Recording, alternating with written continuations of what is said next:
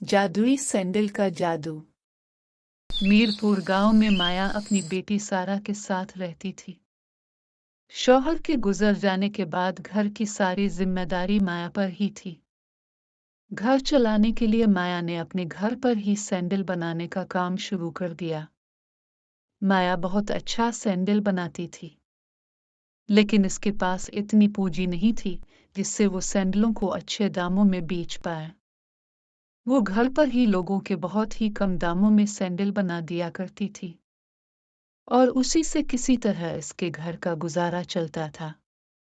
सारा अभी स्कूल में पढ़ रही थी। सारा पढ़ाई में बहुत ही होशियार थी। वो हर बार अपनी क्लास में फर्स्ट आती। ऐसे ही दिन गुजर रहे थे कि एक दिन अचानक माया की तबीयत खराब हो गई, लेकिन फिर भी वो सैंडल बना रही थी। ये देखकर सारा बोली, माँ, आपकी तबीयत मुझे कुछ ठीक नहीं लग रही। चलो, बहुत काम हुआ, अब आप कमरे में जाकर आराम करो। नहीं बेटी, मुझे ये सैंडल आज ही तैयार करना है, वरना उसके पैसे नहीं मिलेंगे।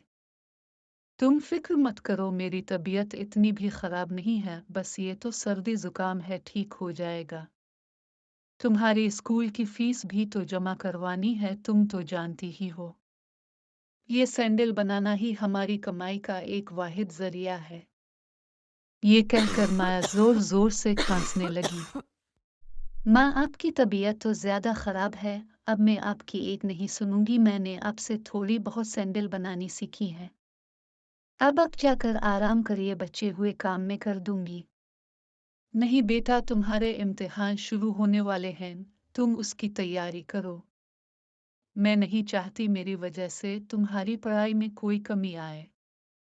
माँ, अभी इम्तिहान शुरू होने में काफी वक्त है।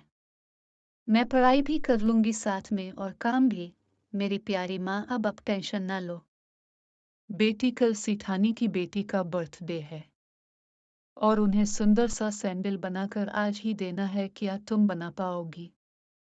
आप बिल्कुल भी फिक्र मत करो माँ, अब बस आराम करो, समझ लो सैंडल बन गया। और बाकी कोई कमी आएगी तो मैं आपसे पूछ लूंगी। माया दवाई खाकर कुछ देर के लिए आराम करने चली जाती। सारा लगन से सैंडल बनाने लगती है। आखिरकार काफी मेहनत के बाद सारा ने एक बहुत ही खूबसूरत सैंडल बनाकर तैयार कर ली। शाम को सिठानी अपनी बेटी का सैंडल लेने आई।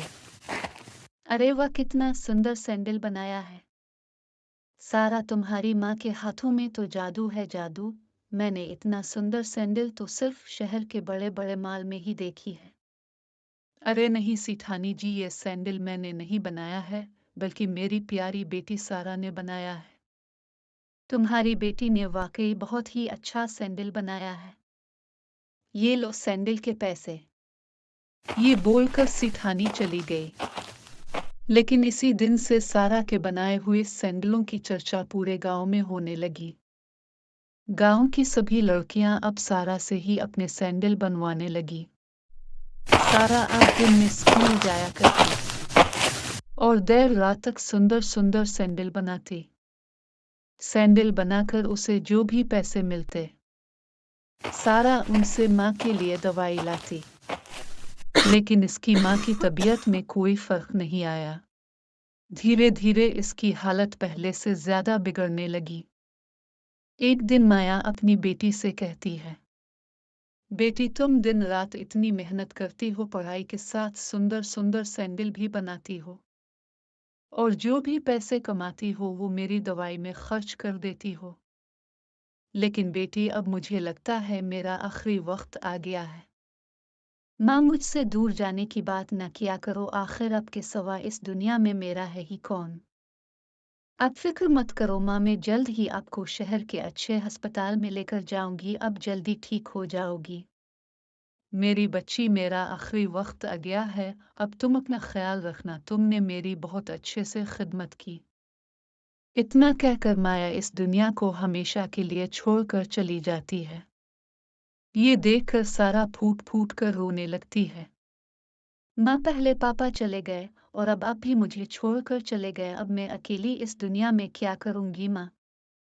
वापस आ जाओ माँ। ये कहते हुए सारा एक मर्तबा फिर फूट फूट कर रोने लगती है। माँ के गुजर जाने के बाद सारा बिल्कुल अकेली ही हो गई। कुछ दिन गुजर जाने के बाद सारा पहले की तरह ही स्कूल जाने लगी। जब सारा क्लास में पहुंची तो उसे पता चला इम्तिहान शुरू होने से पहले सभी बच्चों को फीस जमा करवानी होगी, नहीं तो उन्हें इम्तिहान में बैठने नहीं दिया जाएगा। ये सुनकर सारा सोच में पड़ गई। लगता है इस बार मैं इम्तिहान में नहीं बैठ पाऊंगी। थोड़े बहुत पैसे थे, वो भी अब खर्च हो गए। अब तो मेरे पास इतने पैसे ही नहीं हैं कि मैं स्कूल की फीस भर सकूं। वो ये सोच ही रही थी कि तभी शीला नाम की एक कारोबारी औरत इसके घर आई और बोली, मैं शहर से आई हूँ, मेरा नाम शीला है। मैंने तुम्हारे हाथों के बनाए हुए सैंडलों की खूब चर्चा सुनी है कि तुम बहुत सुंदर सुंदर सैंडल बनाती हो। शहर में मेरे सैंडल की बहुत बड़ी शोरूम है। क्या तुम मेरे लिए सैंडल बनाओगी? पैसों की फिक्र मत करना, मैं तुम्हें बहुत अच्छी कीमत दूंगी। ऐसा करो तो मुझे अभी 1 हफ्ते में 100 सैंडल तैयार करके दे दो। हाँ हाँ, आप बिल्कुल भी फिक्र मत करिए, मैं आपको इतने अच्छे सैंडल बना के दूंगी कि आपकी दुकान के बाहर ग्राहकों की लाइन लग जाएगी। गुड। अब मैं चलती हूँ, 1 हफ्ता होने के बाद मैं पेमेंट के साथ सैंडल लेने आऊंगी। सारा बहुत खुश हो जाती है। मेरा एग्ज़ाम 1 हफ्ते के बाद शुरू होने वाला है, तब तक मेरे पास खूब सारे पैसे आ जाएंगे, फिर मैं भी एग्ज़ाम दे पाऊंगी। सारा दिन रात मेहनत करके 100 सैंडल तैयार करती है। सारा बहुत ही खुश थी। आज शीला मैडम तो मेरे सैंडल देखकर बहुत ही ज़्यादा खुश हो जाएंगी और मुझे इसके अच्छे पैसे भी देंगी। लेकिन बदकिस्मती से जब सारा कुछ काम के लिए घर से बाहर जाती है, तभी शॉर्ट सर्किट की वजह से घर में आग लग जाती है और सारा सैंडल जलकर राख हो जाता है। जब सारा घर वापस आई तो उसकी आंखों के सामने अंधेरा छा गया। अरे ये क्या हो गया? मेरे घर में आग कैसे लग गई? इतनी मेहनत से बनाई मेरे सारे सैंडल जल गए। अब मैं शीला मैडम को क्या जवाब दूंगी? दूसरे दिन शीला सारा से अपना ऑर्डर लेने आई। सारा ने रोते हुए शीला मैडम को सारी बात बताई, लेकिन शीला ये सुनकर गुस्से से आग बबूला हो गई। वाह क्या अच्छा बहाना है, देखो तुमने मुझसे वादा किया था, अब मुझे कहीं से भी सैंडल बनाकर दो। अगर तुमने मुझे सैंडल लाकर नहीं दिया तो फिर मैं अपने कस्टमर को क्या जवाब दूंगी? मैं उनसे एडवांस भी ले चुकी हूँ। देखो तुम्हारे चक्कर में मैं अपना लाखों का नुकसान नहीं सह सकती। तुम मुझे अभी 100 सैंडल बनाकर दो, वरना मैं तुम्हें पुलिस के हवाले कर दूंगी। तुम मुझे जानती नहीं हो, मेरी पहुंच बहुत ऊपर तक है, मुझसे चालाकी करने की तो सोचना भी मत। चलो मैं तुम्हें 2 दिन का वक्त और देती हूँ, 2 दिन के अंदर सैंडल बन जाना चाहिए, समझ गई तुम? भोली भाली सारा शीला की बातों से डर जाती है।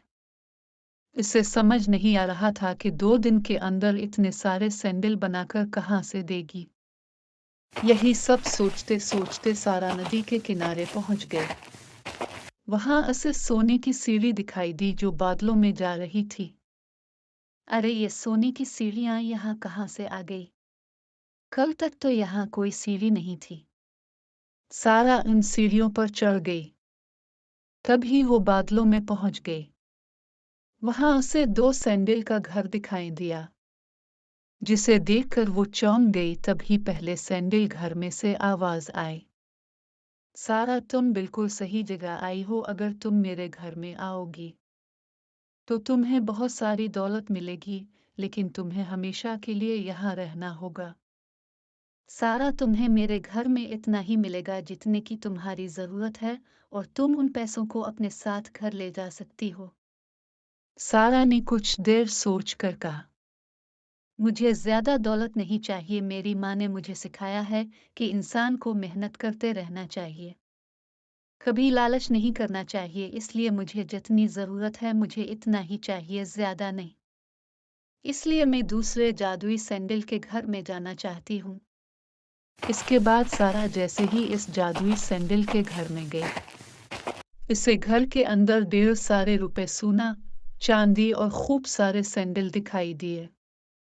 ये सब देखकर सारा हैरानी से बोली, जादुई सैंडल घर, अपने तो कहा था इस घर में ज्यादा कुछ नहीं है, लेकिन यहाँ तो ढेर सारा खजाना है। सारा, मुझे पता है कि तुम बहुत परेशान हो, इसलिए मैंने तुम्हारे लिए वो जादुई सीढ़ियां बनवाई। मैं तो सिर्फ तुम्हारा टेस्ट ले रही थी, कहीं तुम कोई लालची लड़की तो नहीं, लेकिन तुम मेरे इम्तिहान में कामयाब हुई। मैं तुमसे बहुत खुश हूँ, इसलिए तुम जो भी कुछ यहाँ से ले जाना चाहती हो ले जा सकती हो। जादुई सैंडल के घर की बात सुनकर सारा बहुत खुश हुई और जादुई सैंडल के घर का शुक्रिया अदा करके सुंदर सुंदर सैंडल और पैसे लेकर खुशी खुशी घर वापस आ गई और शीला को इसके पूरे 100 सैंडल दे दिए और स्कूल की फीस भी जमा करवा के एग्जाम में बैठ गई और इस बार भी इसने अपने स्कूल में टॉप किया। सारा ने पढ़ाई के साथ साथ उन पैसों से अपना एक सैंडलों का शोरूम खोला और खुशी खुशी रहने लगी। तो प्यारे दोस्तों, कैसी लगी आपको मेरी ये कहानी?